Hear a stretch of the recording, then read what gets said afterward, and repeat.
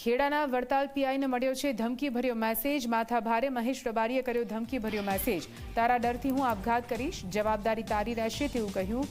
ધરપકડથી બચવા માટે પીઆઈને ધમકીભર્યો મેસેજ કર્યો છે। પોલીસના કામમાં રૂકાવટ બદલ કરાઈ છે આરોપીની ધરપકડ।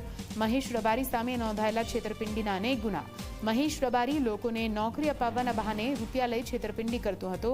રૂપિયા આપનાર વ્યક્તિઓ રૂપિયા પાછા માંગે તો મહેશ રબારી ચેક આપતો હતો પરત, પરંતુ મોટા ભાગે ચેક બાઉન્સ થતા ચેકને રિટર્ન થતા રૂપિયા આપનાર લોકોએ મહેશ રબારી વિરુદ્ધ 138 મુજબ કોર્ટમાં ફરિયાદો કરી છે।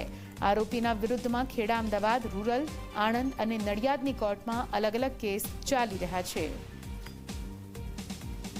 મને એક મોબાઈલ પર મેસેજ આવેલો, એ મેસેજ બાબતે કરાઈ કરતા મેસેજમાં એવું હતું કે હું તમારા ડરથી આત્મહત્યા કરું છું। એમાં નામ લખેલું હતું મહેશ રબારી। જે બાબતે એસડીઆર તેમજ વિગત કાઢતા મહેશ રબારીનો નંબર હોય, જે બાબતે તાત્કાલિક એક્શન લઈ ફરિયાદ દાખલ કરી અને તાત્કાલિક ટીમો બનાવી અલગ અલગ દિશાઓમાં દોડાવેલ અને આજ રોજ એને અલગ અલગ ટીમો બનાવી ટેકનિકલ સર્વેલન્સ અને હ્યુમન ઇન્ટેલિજન્સથી એને પકડી પાડવામાં આવેલ છે અને આગળની કાર્યવાહી ચાલુ છે।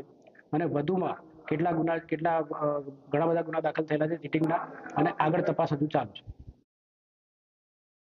આ પ્રકારનો જે મેસેજ કર્યો છે એટલે પોતે આત્મહત્યાની ધમકી આપી અને જે તપાસ કરનાર અમલદાર છે એની ફરજને રૂકાવટ કરી છે। એ મુજબનો BNS 226 મુજબનો એની વિરુદ્ધમાં ગુનો દાખલ કરવામાં આવ્યો છે અને એમને પકડી અને નામદાર કોર્ટમાં રજૂ કરવામાં આવશે। જે ગુનો દાખલ થયો છે એમાં પણ કાયદેસર કાર્યવાહી કરવામાં આવશે।